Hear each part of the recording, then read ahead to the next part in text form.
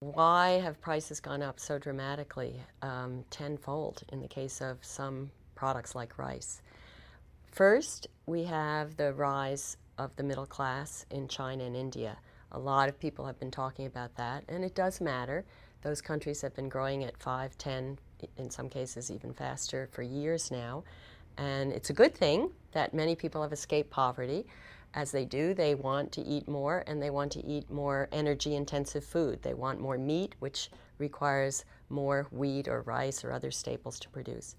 Second, and probably fundamentally more important in terms of thinking about what to do, is the rise in the price of fuel and the overall question of whether we have now scarcity that's durable of this particular commodity. And rising prices of fuel feed into rising prices of fertilizer and rising costs for farmers who use machinery. And that's part of what's feeding into the higher food prices. Third, and probably most important in the short run for the sudden run-up in the price of food, because these other two factors have been coming along gradually in the last 4, 5, even more years. But third is the issue of biofuels. And many economists are beginning to feel or see the evidence for the idea that now that it's on the global agenda, that there will be a permanent scarcity and higher prices for all kinds of fuels, and that biofuels are an input to increasing the supply of energy, then that moves over into the question of food, because raising, say, corn-based ethanol or sugar-based ethanol competes with the land used for those, competes with the land that could be used to grow food. So these three forces are at least among the critical factors that have created the recent increase. It's a short-term problem that they have been so high. But I think we should assume that overall, what economists call the relative cost of food, that is, the cost of food compared to all of the other things that people buy, is likely to end up in some steady state at a somewhat higher amount than we've experienced in the last 10 or 20 or even 30 years.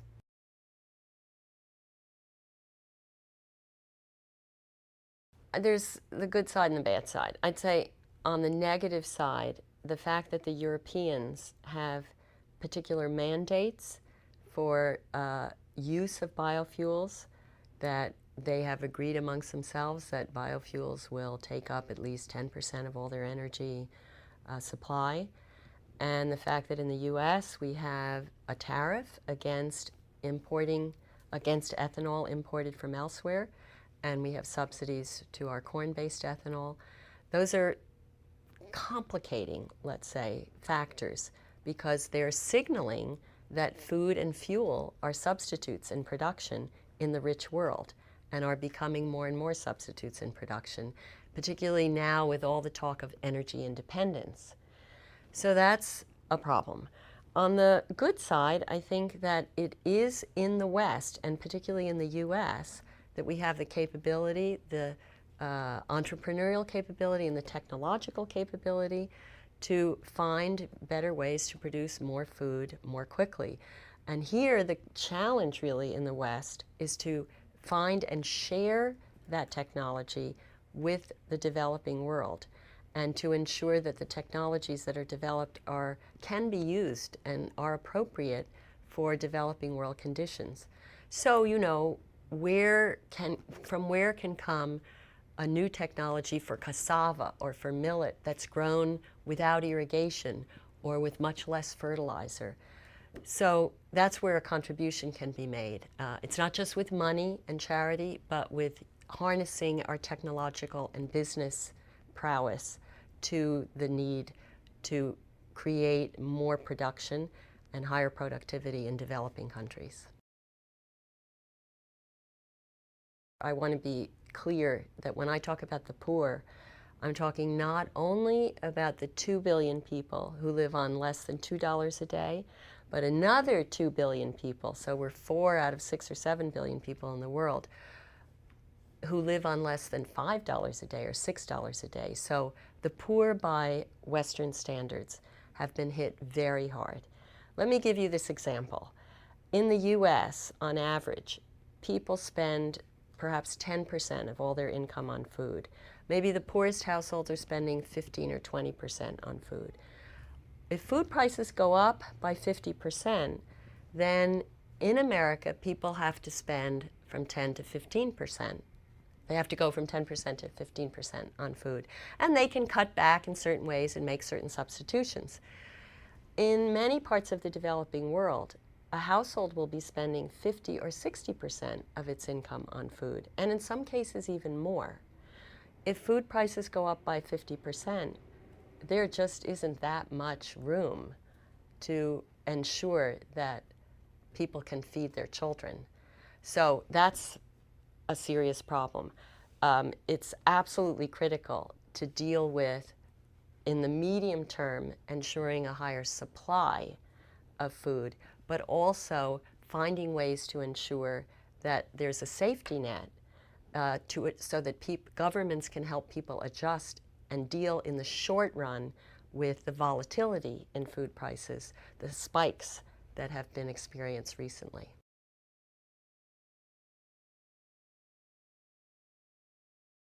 Well, it's very tough on these governments. And let me mention one thing that has been done that's been kind of problematic.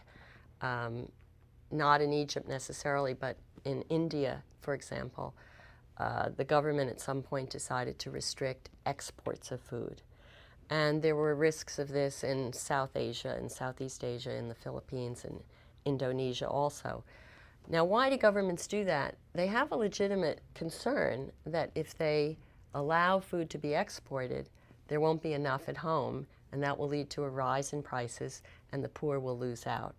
On the other hand, when they restrict those exports, they're restricting the income of their own producers, which discourages future supply. And they're subsidizing everybody, not just the poor. So one of the things that needs to happen, including in countries like Egypt, is to develop alternative mechanisms to ensure that the poor benefit when government has to step in temporarily with some kind of subsidies. Then governments, instead of restricting exports or subsidizing everything, food or fuel for that matter overall, could target those subsidies to the poor in cash terms, perhaps, and allow, it would be comparable to unemployment insurance in this country, a kind of automatic response to an immediate urgent problem that covers the needs of the poorest households.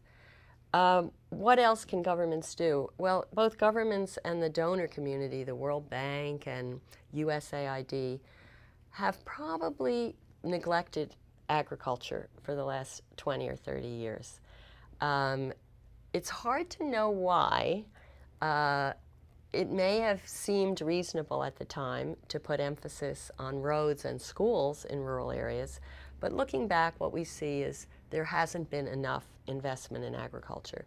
It may have been, in part, in some countries because of the trade restrictions that have discouraged agricultural production in developing countries and encouraged it in Europe and the US, and therefore created a kind of distortion in the market that's now coming back to haunt everybody. But there's no question now that more effort, both within developing countries and in the West, should be put into thinking about how to increase yields and increase overall production in the developing world. And there is plenty of room to do that. Yields are much higher in the US and in Europe than in a country like Egypt. So there's plenty of technology on the shelf, but perhaps it's not, much more thought has to be given into how to reach this, what you could call the production frontier in countries like Egypt.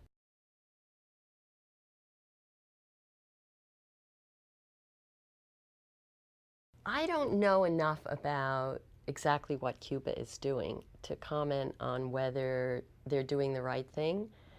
I think, though, what's interesting to note is that any one small country like Cuba has a very limited impact on global food prices.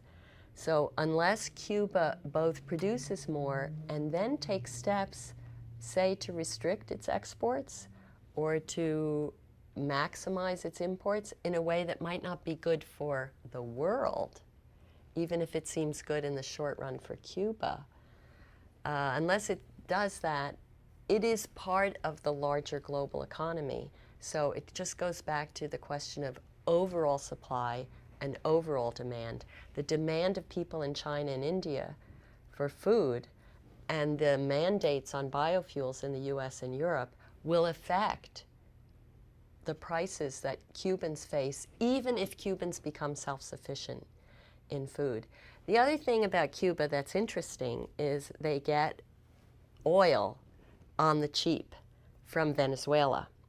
That's bound to be creating distortions in the approach they're using to produce food. If oil is too cheap, it will be overused. And if and when Cuba opens up and enters in a larger way into the global system, then it will be stuck with technologies that may not be appropriate anymore.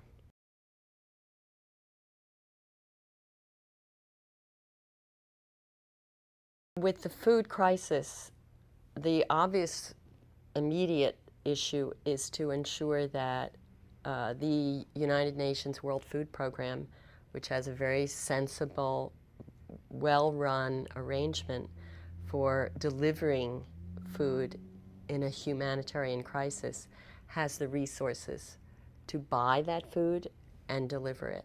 So there's been a lot of discussion of ensuring that the World Food Program gets the donations it needs, and it will never get enough.